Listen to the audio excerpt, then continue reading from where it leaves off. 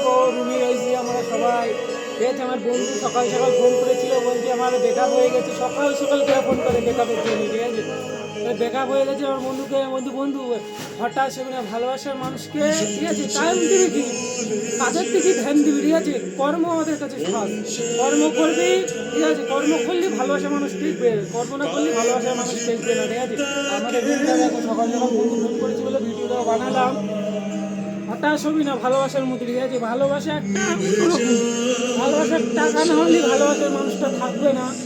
এই বন্ধু সকাল সকাল ফোন করে আমাকে বললো আমি ভিডিও বানাচ্ছি, আর কি বলবো বন্ধুকে, কি বলবো বন্ধু, তুই টাকা ইনকাম কর, টাকা হলেই না মেয়ের বাবাও কিনে নিতে পারবে। ঠিক আছে, আর টাকা না হলেই না মেয়ের বাবাও কিনতে পারবে না।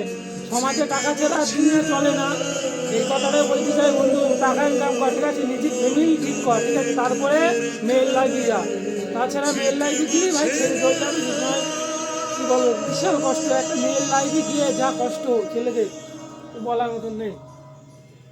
গাইস দেখো আমার রুমটা, আমার এই রুমটা থাকি, আর বৃষ্টি পড়ে এই জায়গা দিয়ে, আমরা প্রত্যেক দিন ভিজে ভিজে থাকি।